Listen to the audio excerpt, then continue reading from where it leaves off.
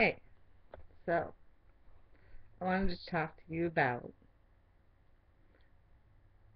isolated unilateral hypoglossal nerve palsy.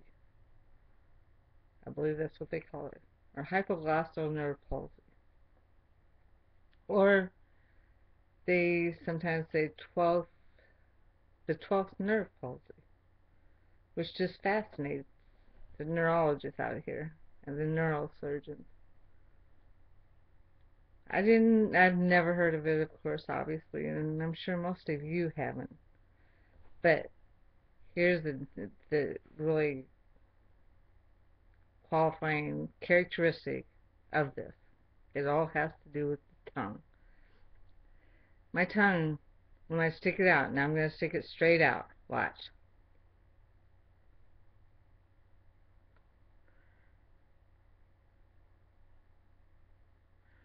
When I stick it straight out, it goes automatically to the left.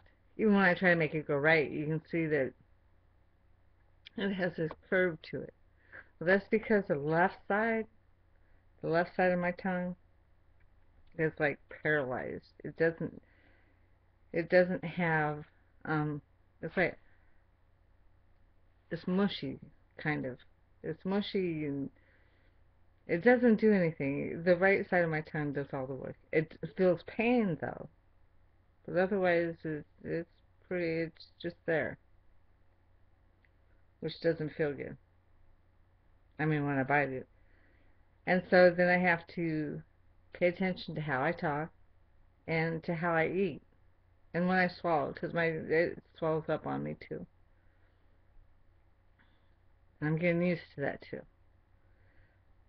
But the way I discovered it is, well, I didn't discover it obviously, but I ended up with the flu a few months back.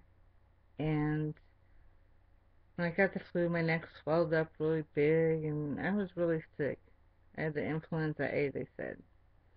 And they gave me some kind of flu stuff that the doctors give, and antibiotics and steroids, and I woke up one morning and my tongue was like turned to the left. It was swollen, turned to the left. I couldn't swallow. I mean, it was hard to swallow.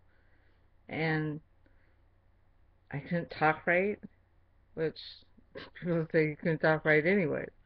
Couldn't talk right, and I couldn't eat right. I was having real bad problems eating. I would even have to use my finger like to help move the food over to the other side. I was feeling really crappy. So the flu started to go away, but I was still feeling really bad. And there was a little lump right around this side. It was right here. And so I went to my regular primary doctor. The other doctor, he wasn't my primary, I mean my regular doctor. And so I went to mine, and they sent me to have a scan done and put me in the hospital. And then an ENT came and looked at me, and he thought maybe it was the abscess doing that. So I wasn't going to worry about cutting it. He was going to do steroids and more antibiotics and hit it hard. And it did. And so then I'd made a long move to a different state and had new doctors. But so I was on a new antibiotic because my neck still had that lump in it and my tongue was still not right. And it was supposed to be getting right by the time I got done, and it was a slow process. And the ENT had told me that.